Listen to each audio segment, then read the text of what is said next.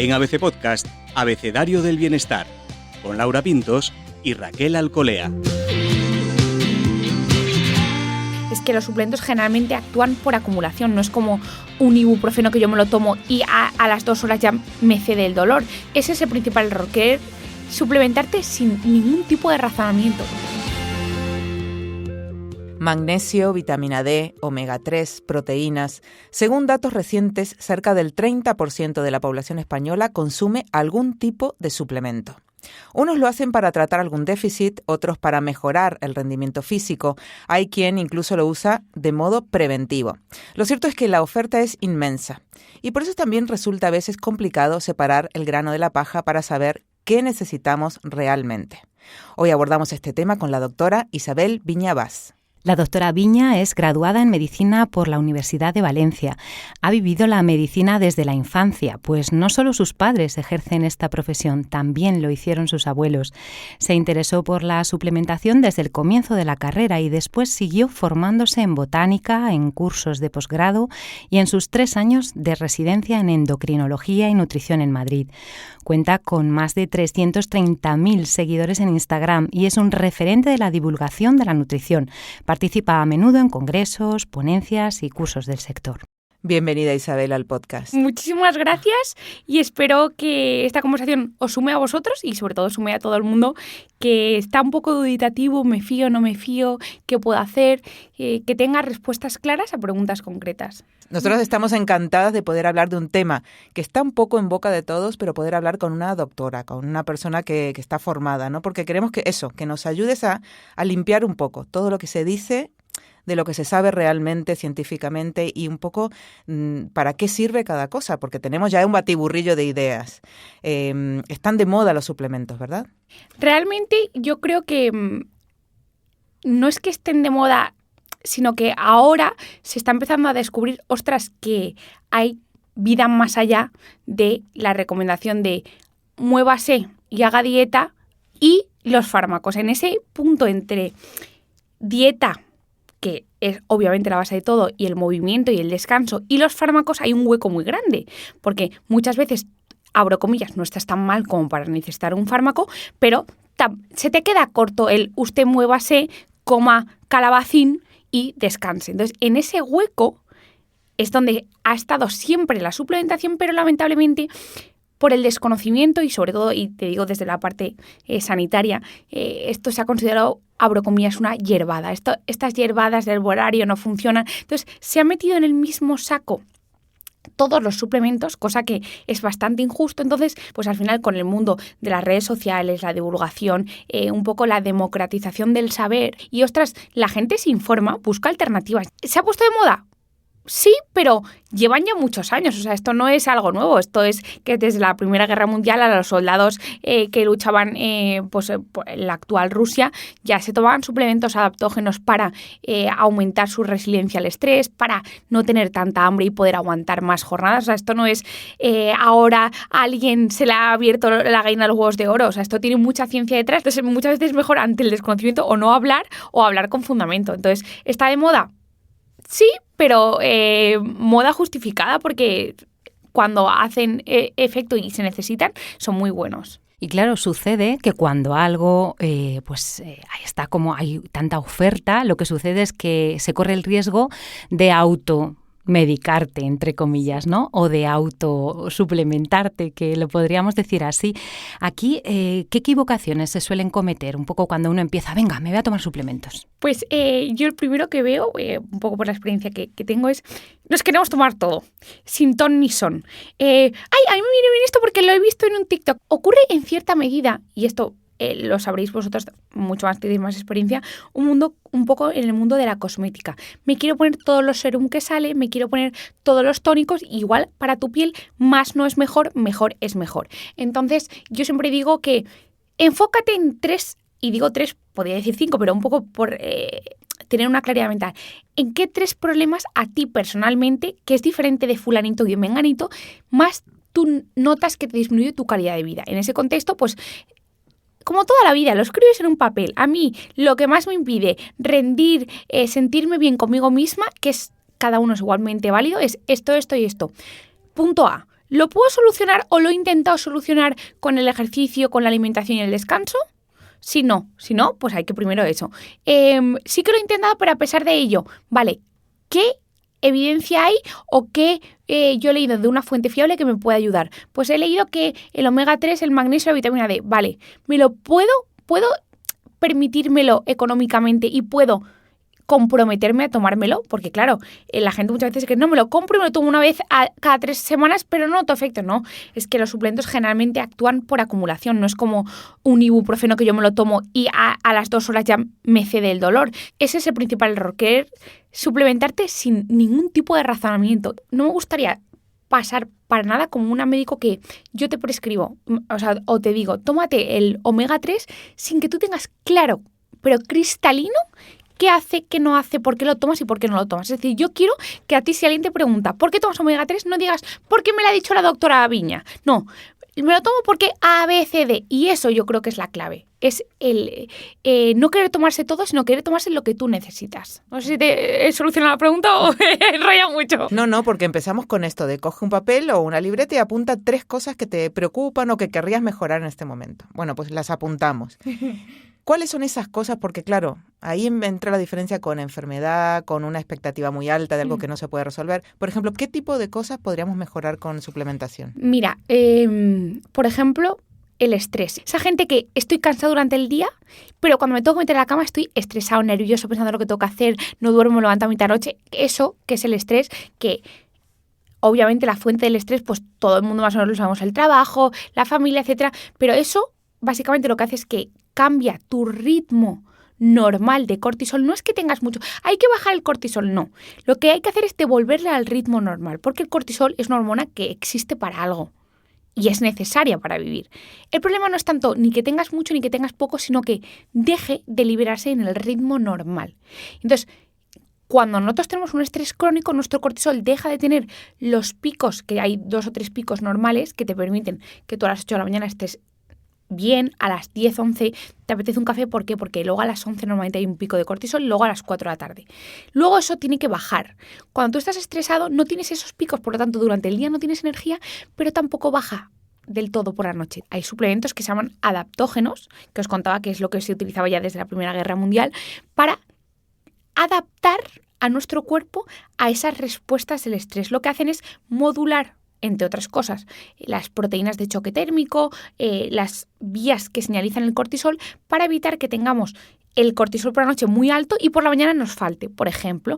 Luego también esa sensación de cansancio muscular, de fatiga, de noto como que las piernas me pesan, las noto cansadas. Para eso, por ejemplo, el magnesio es fundamental. ¿Por qué?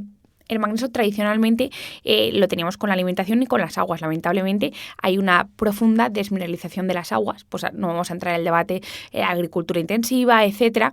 Luego también la calidad nutricional lo tenemos que empezar a asumir ya. No es lo que era hace 50 años. O sea, de hecho, los últimos estudios revelan que cuando se procesan los cereales, etcétera, se pierde hasta el 90% del contenido de magnesio. Entonces, lo que antes era una fuente de un mineral esencial deja de serlo. Y cuando tú no quieres con la alimentación y con las aguas un mineral que está presente en más de 300 reacciones metabólicas, sobre todo las musculares y metabólicas, empiezas a tener pues falta de magnesio dentro de las células y eso se manifiesta, entre otras cosas, con cansancio, fatiga muscular, falta de vitamina D, que mucha gente no sabe que es toda esta pandemia que hay de falta de vitamina D, entre otras cosas. No solo es porque falte vitamina D, sino porque el magnesio se necesita para transportar y activar la vitamina D. Entonces muchas veces, no, pues toma más vitamina D, porque no me sube, y nadie se le ha ocurrido darle magnesio. O por ejemplo, ya me ha visto el neurólogo, pero yo me falta un poco la atención, me falta esa sensación de fluidez, de pienso una palabra y me sale. Eso también se sabe que pues el estrés, el propio envejecimiento, que no necesariamente empieza con 70 años, el envejecimiento celular empieza con los 30 años. En nuestro cerebro, que consume muchísima energía, le faltan algunos compuestos que permiten que funcione mejor, que permiten limpiar todas las toxinas, porque el cerebro es un órgano que está muy protegido por la barrera hematoencefálica, entonces no se limpia tan fácilmente como se puede limpiar el hígado, por así decírtelo. Entonces también hay unos compuestos, pues ostras, que si te ayudan a quitarte el estrés oxidativo, permiten que tus neuronas funcionen mejor. Entonces, hay, como ves, y es lo primero que se me ha ocurrido, quiero decir, que sin ser enfermedad o sin necesitar un análisis, tú puedes optimizar. Quizá hay que fijarse mucho en las sensaciones, lo que hablas, ¿no? Las sensaciones corporales. Y también, ¿cuáles serían los que más se suelen consumir? Porque hay mucha gente que habla un poco de todo. Sí. Justo antes de este podcast hablábamos, yo consumo esto, yo esto. Sí. ¿Hay algunos que son como top de consumo? Ostras, sí, pues sí. Mira, primero, los que un poco tienen más razonamiento que se consuman más por la frecuencia de la falta en la alimentación o en el estilo de vida es la vitamina D. Yo me imagino que prácticamente conoceréis a alguien que se toma vitamina D, el magnesio y el omega 3. Esos son como los más top en cuanto a que el riesgo-beneficio, el riesgo es mínimo, ¿vale? Y el beneficio es mucho, y dada su frecuencia de déficit, de falta de conseguirlo con la alimentación, son los más comunes. Después, en el ámbito un poco de la nutricosmética, probablemente los péptidos de colágeno se utilizan mucho, pues al final para la hidratación, para la elasticidad de la piel, y sí que es verdad que para ese fundamento tienen bastante evidencia, para otros no, pero bueno, daño, insisto, no hacen porque al final es una proteína. Luego también en el ámbito pues deportivo, la creatina, para ayudar a recuperarte mejor del entreno, rendir mejor, incluso ya hay bastante evidencia que apunta sobre el beneficio cognitivo. ¿Por qué? Porque ayuda a que tus células produzcan mejor energía. ¿Y cuál es el órgano que más energía produce? El cerebro. De hecho, el cerebro consume más del 25% de la ingesta calórica que tenemos. O sea, el flujo sanguíneo, más del 25% va al cerebro. O sea, el cerebro es un órgano tremendamente activo metabólicamente. Por eso cuando comes mal empiezas a tener, o haces una dieta muy extrema, sensación de foggy, o sea, de niebla mental. Y luego también los probióticos. Cada vez más todo el tema de los probióticos, que es un mundo totalmente nuevo, y eso también daría para un podcast entero porque es súper interesante. Lo que pasa es que, ¿ves? Hilando un poco con lo que tú has dicho al principio, todo el mundo se cree que yo me tomo probióticos para todo. El mismo probiótico y la misma cepa que te vale para una diarrea por antibiótico no vale para tu hijo que tiene cólicos. Es decir, son millones de microorganismos. Entonces, eso de me voy a tomar un probiótico para no sé qué, ¿cuál? ¿Con qué cepa? ¿En qué cantidad? O sea, eso es un pedazo de mundo, y a mí me sabe muy mal porque parece que ahora los probióticos son la panacea para todo. Por eso creo que es fundamental un poco educar a la población. A mí me parecería o sea, me encanta que todo el mundo sepa, pero ostras, me da rabia cuando no les dan información como real, y es como, tío, al final es la salud y al final también es la economía de una persona que está invirtiendo en su salud, pues invirtámosle bien. Uh-huh. Sí, has hablado de probióticos y el universo de probióticos que hay. Pero fíjate que con el colágeno también hay distintos colágenos. A uno le pasa que dice, bueno, venga, me voy a tomar el colágeno. Y bueno, por un lado podemos comentar también las expectativas que tiene uno con el colágeno, que va a quedar tersa y con 20 años. Y luego también que empiezan a aparecer colágenos con apellido, y ahí ya te pierdes. ¿Qué colágeno hay que tomar? Sí, eso me encanta que me lo preguntes porque es un pedazo de temón, porque ahora es melón de el origen, por ejemplo. Tenemos muchos tipos de colágeno, existen más de 20 tipos de colágeno, ¿vale? Los fundamentales y los que más evidencia tienen son el 1, el 2 y el 3. El 1 y el 3 es para todo el tema de hidratación y elasticidad de la piel, y el 2 es para el tema de las articulaciones.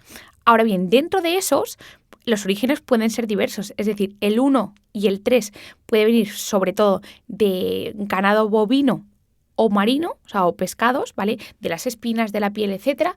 Y el tipo 2 suele venir de los cartílagos de las aves, ¿vale? Entonces, en ese contexto, el marino tiene unas características diferentes al bovino. Por ejemplo, el marino es más estable, tiene menos riesgo de contaminaciones priónicas, tiene una proporción de aminoácidos un poquito más completa. Claro, es todo un mundo. Yo me quiero tomar para la piel, cualquier colágeno me vale. No me vale cualquier colágeno, y no vale la gelatina. Muchas veces se hace creer que yo me tomo colágeno y ese colágeno es el que me crea colágeno. Así no funcionan las cosas. El colágeno, y concretamente los péptidos de colágeno, que son 2 aminoácidos unidos, van de la mano, lo que hacen no es que se depositan en tu piel y eso iguala a colágeno, no. Lo que hacen es que le tocan a tus células que se llaman fibroblastos y le dicen, fibroblasto Isabel, ponte a producir tu colágeno. Entonces, son inductores del propio colágeno. ¿Por qué? Porque tienen moléculas que señalizan a tus propias células para que ellas produzcan colágeno. Y lo mismo con el tipo 2 y las articulaciones. Es decir, en ese contexto no vale igual tomarte un tipo 2 para la piel porque eso no va a señalizar igual al fibroblasto de la piel. Por eso mucha gente, no me funciona, claro, ¿cómo se lo está tomando? Porque luego también es otro melón. Con comida, sin comida, claro. Igual que hay antibióticos que no se pueden tomar con lácteos o con comida y tienen que ser en ayunas. En los detalles está la diferencia también en los suplementos. ¿Qué tipo de suplemento es? ¿Qué calidad? ¿Cómo hay que tomarlo? O sea, hace efecto sí, pero ¿veis que tienen un poquito más de enjundia de lo que parece? Igual también pasa con el magnesio, hay de muchísimas clases. Entonces, uno no sabe si lo que se está tomando es para lo que necesita, ¿no? Eso tienes toda la razón. Sí, mira, el magnesio hay tantos tipos de magnesio como moléculas se le pueden unir. Tú no te tomas magnesio como tal, como el mineral elemental. Tú te lo tomas unido a otra molécula. En función de qué molécula va unido, entra más en el cuerpo, entra menos, se queda en el intestino, por ejemplo. Que yo este truco, siempre lo que digo, luego la gente me dice, ¿por qué me lo has dicho? Vivía mejor en la ignorancia. Te compras un multivitamínico, que yo por eso muchas veces no lo recomiendo, porque son complicados de formular y, por ejemplo, te dicen, lleva el 40% de magnesio que necesitas en el día. Entonces tú giras la etiqueta y lees óxido de magnesio. ¿Por qué se utiliza? Uno, porque es el más barato y segundo, porque es el más fácil de formular. Pero ¿qué es lo que pasa? Tiene una biodisponibilidad de menos del 8%. Se te queda mucho en el intestino. No, tú crees que está tomando el magnesio y luego empiezas a tener diarreas. Porque el óxido de magnesio va fenomenal para la gente que está estreñida. O sea, lo utilizas para diarrea, bien, pero no utilices ese magnesio para querer utilizarlo como fuente de magnesio. Por ejemplo, en cambio no tiene nada que ver. El magnesio glicinado, por ejemplo, es un magnesio que está unido a la molécula glicina que entra por la misma puerta que entra la glicina, que es una puerta específica, una vez dentro de las células. La glicina se separa y la glicina, por ejemplo, va al cerebro y produce y se utiliza para el neurotransmisor relajante o va al hígado y te ayuda a detoxificar. Y luego el magnesio, una vez que ya ha entrado, ya entra a las células. Por ejemplo, el magnesio malato, que es el magnesio unido a una molécula de ácido málico. El ácido málico a nivel muscular favorece la recuperación tras el ejercicio físico. Entonces, no solo tienes el beneficio del magnesio, sino también del ácido málico. Por ejemplo, el taurato de magnesio es magnesio unido a taurina. La taurina suena mucho de las bebidas energéticas. No es porque excite, sino precisamente se pone en las bebidas energéticas porque ayuda a evitar que la cafeína que llevan excite mucho. La taurina es un relajador de membranas. Por eso todos los magnesios no son iguales. Entonces, ¿por qué este magnesio vale 4 euros y este 30? Porque el de 4 euros probablemente, pocas veces me he equivocado, me puedo equivocar, pero el de 4 euros probablemente sea óxido o citrato de magnesio, que son generalmente los que más molestias gastrointestinales dan, son más baratos, se absorben menos. Pues sabiendo un poco eso, puedes también intuir un poco las diferencias de precios entre toda la gama de productos que hay. Entonces, tiene un montón de ciencia lo del magnesio, sí que es verdad. Hay mucha letra pequeña en todo esto. Te necesitamos ahí para consultarte a ver en cada caso. Pero has dicho también que los suplementos no actúan como el ibuprofeno, o sea, no son de efecto inmediato, que se tienen que acumular. ¿De qué tiempo hablamos? Porque a veces uno toma una cosa un mes, se compra el bote de 30 pastillas, 30 dosis y ya está. ¿Es eso? ¿Cuánto tiempo? Si un suplemento a ti te hace efecto, excepto en casos, por ejemplo, como el acné o la caída del cabello, que por la vida media y el ciclo tarda un poco más en notar los efectos. El cabello que se te cae ahora lleva ya 3 meses muerto y el ciclo del cabello es un poco más largo. Pero, por ejemplo, para el cansancio muscular, la fatiga, pues la memoria, por ejemplo, la ansiedad por comer, etcétera, en 3-4 semanas tú tienes que notar los beneficios. Entonces, si tú en 3-4 semanas notas algo mejor, ya repones el bote. Porque si en 3 semanas no notas absolutamente nada, oye, pues igual no es para ti o no es lo indicado. A partir del segundo o tercer mes, todos los receptores que se suelen estimular y que se saturan las reservas intracelulares están ya saturadas. Entonces ya al tercer mes es el pico máximo, generalmente, ¿vale? Hablo un poco por poner un poco puertas al campo, pero por crear unas adecuadas expectativas. Y luego, ¿el beneficio es para siempre? No. Probablemente en el mismo tiempo, si tú dejas de tomar el suplemento, a los 3 meses estarás otra vez como en la línea de base.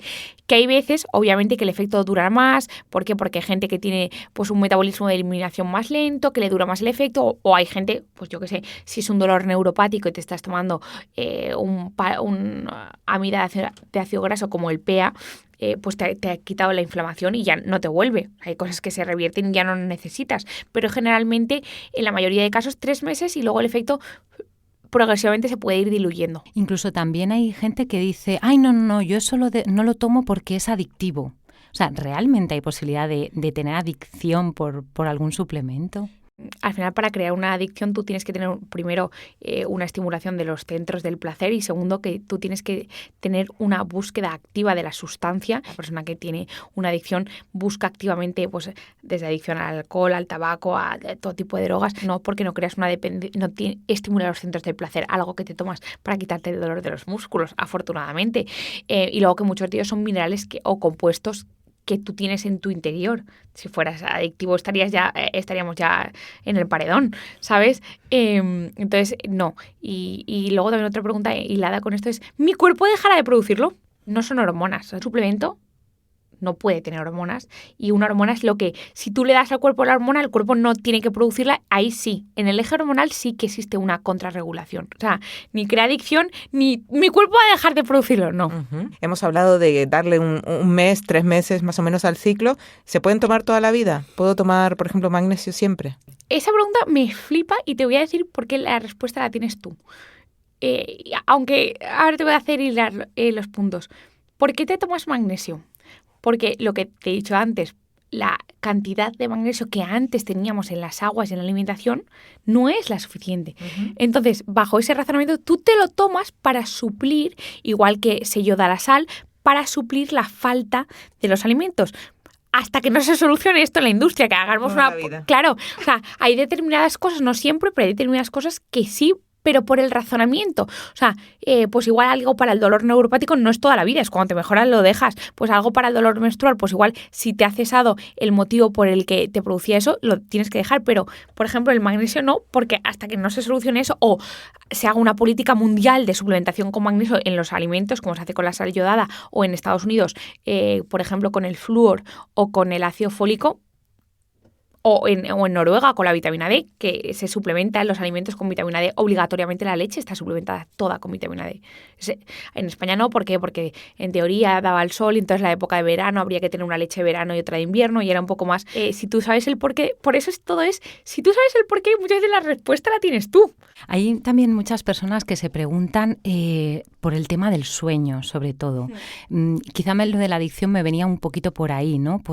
¿Realmente es posible ayudar a dormir mejor con esto que melatonina, ¿no? Que es lo que normalmente la gente cita siempre. Pero es que precisamente yo de la melatonina le tengo respeto porque me equivoco cuando os he dicho que no se vendía. La melatonina es una hormona. Una hormona es una molécula que se produce por glándulas, pues la insulina en el páncreas, el estradiol en los testículos y en los ovarios, que son glándulas. Pues la glándula pineal produce melatonina. Entonces, aquí ya entramos en que realmente es una hormona de venta libre, en el fondo. Entonces, ¿hay estudios que demuestran eficacia? Desde luego que sí, muchos. Sobre todo para la gente que tiene problemas de inducción del sueño. Pero porque la melatonina lo que hace a tu cuerpo es decirle, ya son las 9 de la noche, Isabel, duérmete. Entonces, en ese contexto funciona bien. Yo lo que le tengo respeto, y por eso vuelvo un poco a veces a plantearnos un poco es, ostras, al final no deja de ser una hormona. ¿Funciona? Sí. ¿Me va bien? Sí, pero es una hormona. Entonces, si podemos en algún momento intentar reducir su dosis y complementarla con otros compuestos que hagan un efecto similar sin ser una hormona, pues por ejemplo la glicina que os he dicho, que es un aminoácido que induce el descanso. Por ejemplo, el magnesio, que también ayuda a producir serotonina y melatonina porque se necesita para el funcionamiento de las enzimas encargadas de la producción de melatonina y de serotonina a partir del aminoácido triptófano. Por ejemplo, la valeriana, la pasiflora, que actúan aumentando la producción de GABA. Hay estudios que dicen que en teoría a 2 años no produce dependencia ni tolerancia, pero hay gente que sí que te cuenta, a mí ya me ha dejado de hacer efecto. O yo cada vez necesito más dosis. La melatonina es efectiva, sí, pero es el único suplemento que yo le tengo un poco más de respeto porque realmente es una hormona. Luego, en el ámbito deportivo, los suplementos están a la orden del día. Has mencionado antes la creatina, que la consumen muchos deportistas, la mayoría.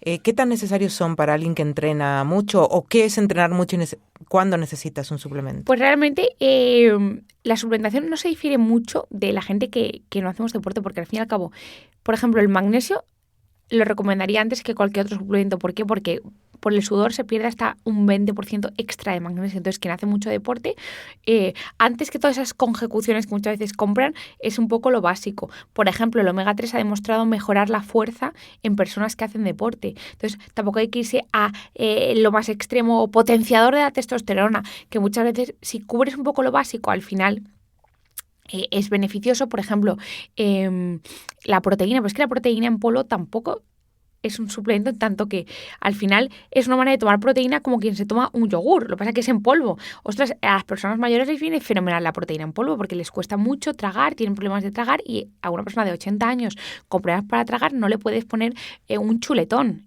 Y entonces tiendes a darle magdalenas, bollitos, entonces se desnutren proteicamente. Entonces la proteína en polvo, ostras, parece que sea para, abro comillas, el mazao del gimnasio, pero yo muchas veces la recomiendo mucho más para el no mazao, que es para la persona que trabaja un montón, no le da tiempo. ¿Por qué? Porque un plátano siempre está a mano, unos frutos secos siempre está a mano, pero un alimento puro con proteínas, a tenerlo a mano es raro, Es raro encontrarlo a mano en un supermercado. Entonces, oye, un batido de proteínas, te lo pones, te lo tomas.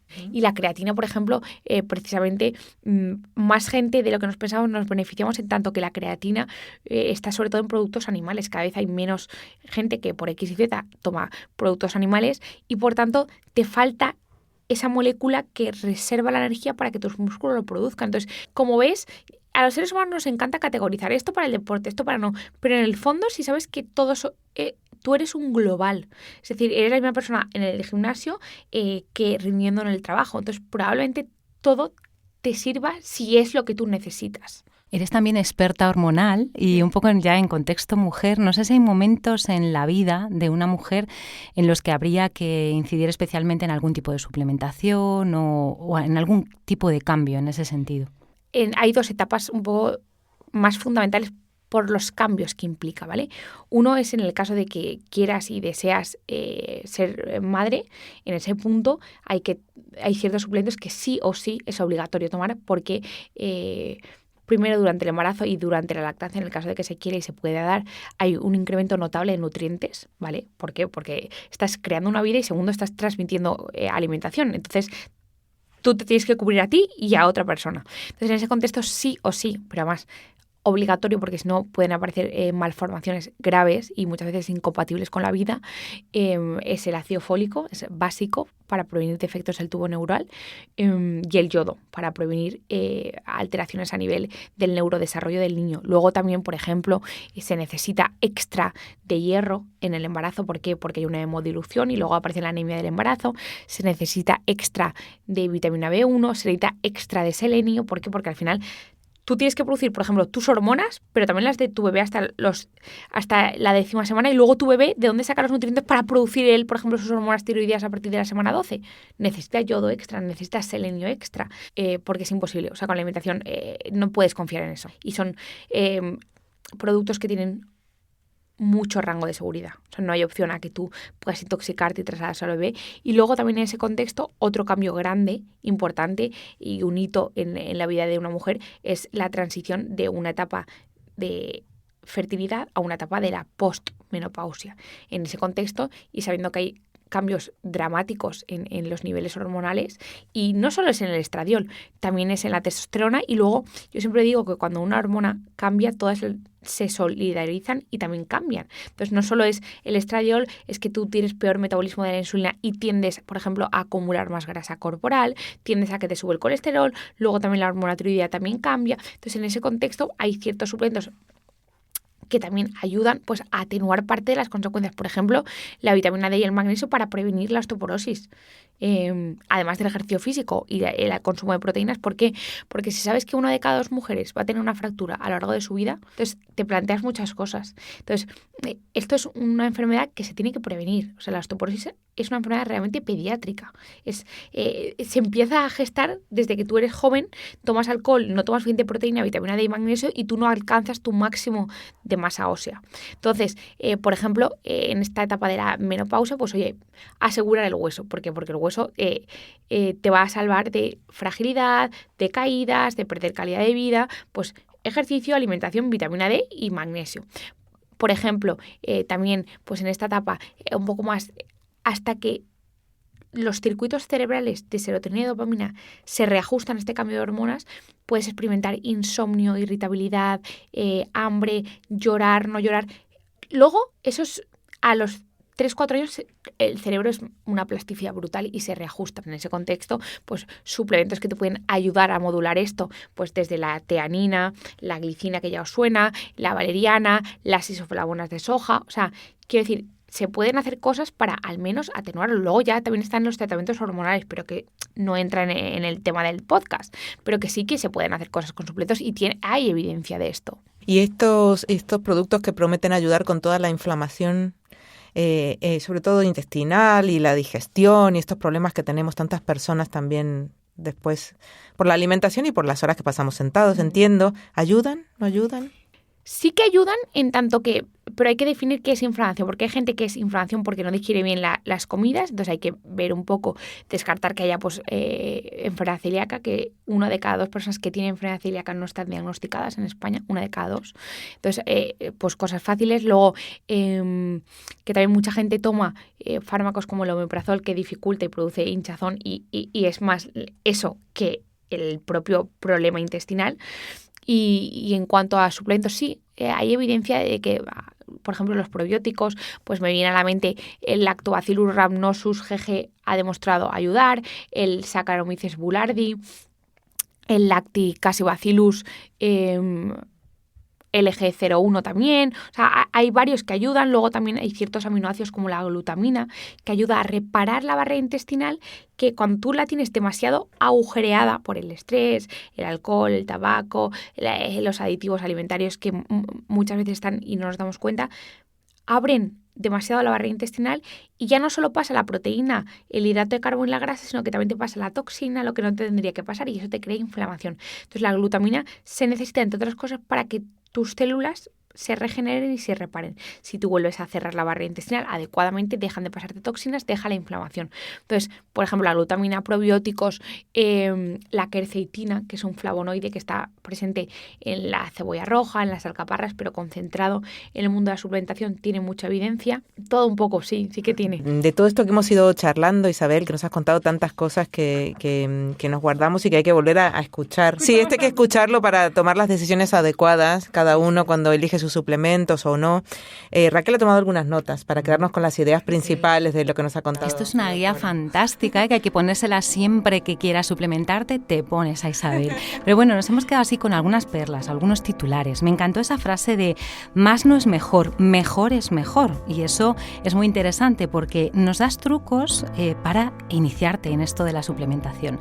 Enfocarse en qué 3 problemas disminuyen tu calidad de vida. Preguntarte, ¿lo puedo resolver con hábitos saludables? Otra pregunta, ¿qué evidencia científica tiene? Y otra más, ¿me lo puedo permitir y me puedo comprometer a tomármelo? A partir de ahí, pues hay que tomar lo que necesitamos. ¿Y qué mejora con el suplemento? Pues has citado estrés, cansancio muscular y fatiga, la falta o el déficit de la vitamina D y estas cosas de falta de atención, esta neblina mental, esta falta de fluidez. Los más consumidos, vitamina D, magnesio y omega 3. Y en la nutricosmética, péptidos de colágeno. Hemos hablado de todos estos, también de los probióticos, que son otros de los top 3 o top 100. Pero nos quedamos con una explicación detallada de cada uno de ellos: colágeno, magnesio, otro tipo de suplementos, melatonina, y bueno, pues a volver a escuchar el podcast. Ay, para mí ha sido un placer. Yo espero que os haya gustado a vosotras dos, que sois las primeras, y a todo el mundo que nos escuche, que le haya servido para saber más, temer menos y elegir mejor para su salud. Es que es una máquina de titulares. Hasta la próxima, bienestarios. Puedes escuchar todos los episodios del Abecedario del Bienestar en abc.es, iVoox, Wanda, Spotify, Apple Podcast y Google Podcast. Y no te olvides de seguirnos en las redes sociales. ABC-Bienestar.